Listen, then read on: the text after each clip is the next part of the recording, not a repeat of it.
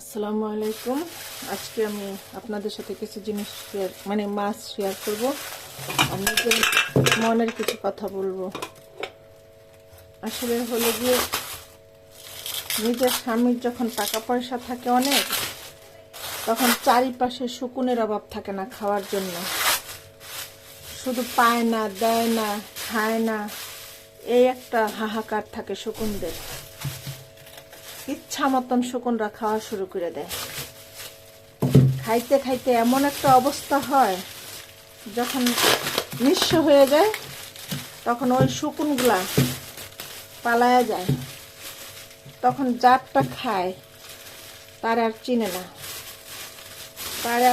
না, কিন্তু এর মধ্যে আরেকটা কথা হইল গিয়ে, এই যে শকুনরা খায়, যখন নিঃস্ব হয়ে যায় তখন ওই শকুনরা, শ্বশুরবাড়ির নামক শকুনরা যে থাকে, ওই শকুনরা যদি পাশে না থাকে, আপনারা দেখবেন, বাংলাদেশের সম্পর্কে বলি, আমি তার বাংলাদেশের বাইরে কোথাও যাই না, বাংলাদেশেই থাকি। বাংলাদেশের ভিতরে আমার মনে হয় 100-র মধ্যে 99% মেয়েরা অসহায় অবস্থায়, তাদের পাশে কেউ থাকুক আর না থাকুক, বাবা মা ভাই বোন থাকে। আপনার শ্বশুরবাড়ির নামক যে শকুন আছে, মরা জেতা সব শকুন, কাউরে পাবেন না। আমাকে দিয়ে বলি, আমার স্বামীর অড়াল ছিল, কিন্তু থাকা সত্ত্বেও নিজের স্বামীর টাকা পয়সা কোনো কিছু কখনো বলতে পারি নাই এগুলো আমার স্বামীর, এটা বলতে পারি নাই। ও শকুনদের কথা বলতে হয়েছে। এখন যখন আমার স্বামী এক হিসাবে নিঃস্ব, কোনো শকুন আইসা বলে না কিভাবে চলো, কি করো।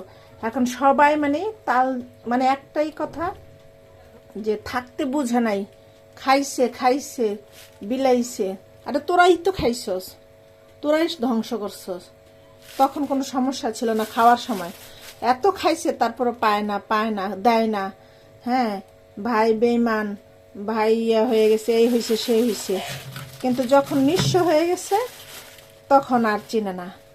এখন নিঃস্ব অবস্থায় বাবা মা ভাই বোন পাশে থাকে। দেখেন, আমার বাপের বাড়ির থেকে কতগুলা ইলিশ মাছ, তারপরে এখানে আছে মিরকা মাছ, রুই মাছ আছে, আপনার পাবদা মাছ।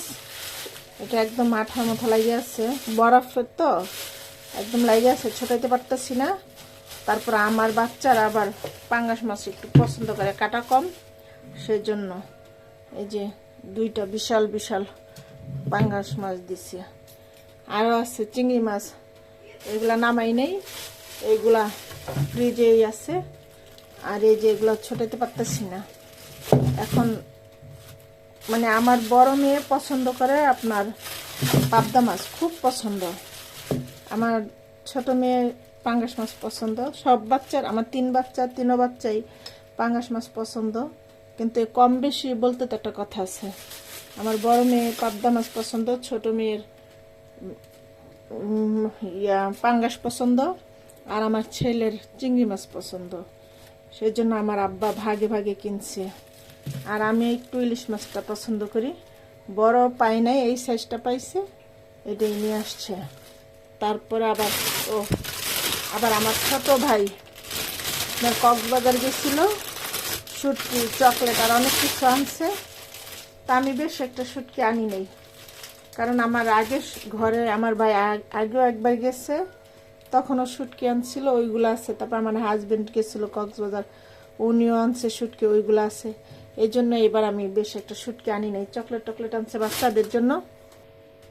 এখন এই আজকে জানি করে আসছি, বেশি কিছু রান্না করব না, এই ইলিশ মাছ ভাজবো আর ভাত রান্না করব। দুপুরবেলা এইভাবেই খাবো, রাত্রে একটা ব্যবস্থা করব।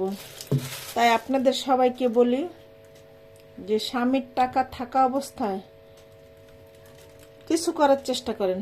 আসলে বললে কি হবে, আমাদের দেশে স্বামীরা যখন টাকা থাকে তখন স্ত্রীর মূল্যায়ন করে না, বুঝে না যে স্ত্রী ছাড়া স্বামীর ভালো কেউ চায় না। একজন স্ত্রী সবচাইতে বেশি স্বামীর ভালো বুঝে, ভালো চায়, নামাজ পড়ে স্বামীর জন্য দোয়া করে।